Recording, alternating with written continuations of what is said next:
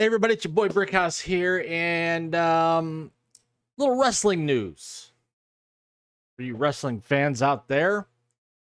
Some of you may have noticed a little bit of a change in the direction of creative in the last, say, couple of weeks. Most notably, last night you had Gunter take on Bronson Reed for the Intercontinental title. You've got the pending reformation and return of DIY, Tommaso Ciampa and Johnny Gargano, Johnny Wrestling. And last Friday on SmackDown, you had the announcement of GMs for both Raw and SmackDown. Adam Pearce of Raw, and in a surprise, Nick Aldis, SmackDown. Well, these things wouldn't happen under the creative genius who was stuck in the 1980s of Vince McMahon. No. These things happen because now Triple H, that's Paul Levesque, the chief content officer of the WWE, is back in charge of writing.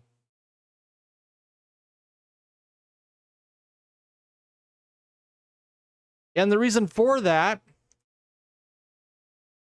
is because of one Ari Emanuel. Ari Emanuel reportedly behind Vince McMahon losing WWE creative power. Last month, you had the merger between WWE and UFC to form a new publicly traded company called TKO Group Holdings, owned by Ari Emanuel and Endeavor.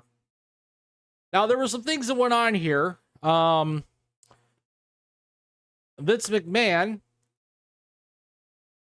has become chairman of the board.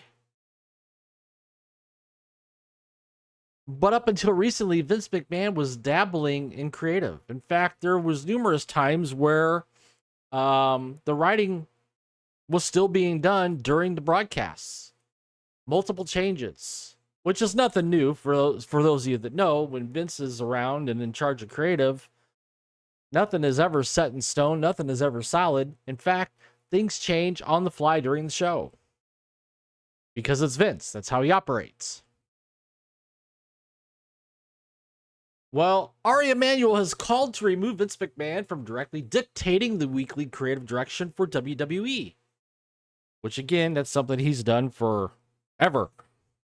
Well, except for that period of time where he, quote-unquote, retired and was away for about 6 months, then kind of weaseled his way back in. Emanuel reportedly thinks the companies run most effectively when people are allowed to do the roles that have been assigned to them. Go figure. What a concept. In this case, Triple H, Paul Levesque, WWE Chief Content Officer, and Emanuel feels he should be allowed to do his job without interference. Now, in the report, it's noted that Vince is still executive chairman for TKO and is currently focused on securing new TV rights deals for WWE Raw and NXT. Which there's been rumors that both those shows, or possibly Raw, is going to move off of USA Network. Because SmackDown is coming back to USA from Fox. Now, Vince also has a quote-unquote ironclad contract that ensures that he makes a lot of money. But that agreement doesn't guarantee that he can control creative. It's speculated that Vince could see the move as a loss of leverage and that his reaction to the news could be very telling. Most notably, Vince likes to throw temper tantrums when he doesn't get his way. House of Wrestling, Nick Hausman, was told weeks ago by a member of WWE Creative that McMahon was no longer calling the shots and that it was just a matter of time until the truth revealed itself. Last week, Emanuel referenced how McMahon's ability to sell all of his shares at any moment affected the stock's purchase price.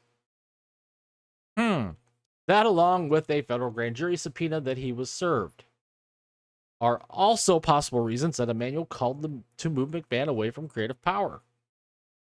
Now, to those of us wrestling fans that have been fans for decades, kind of dating myself there, this is a breath of fresh air. This is something we got a taste of for a few months last year when Vince had stepped away and, remember, retired. And yes, you can definitely tell in the last few shows that there's been a different tone. There's been a different pace. In fact, the rumors are that backstage, people are a little bit happier now that Triple H is back in control of creative. So, all I got to ask is, you wrestling fans out there, what do you think? Comment down below. Me, personally, I think it's great that Vince has finally been moved out of creative. Because again, he's stuck in the 1980s.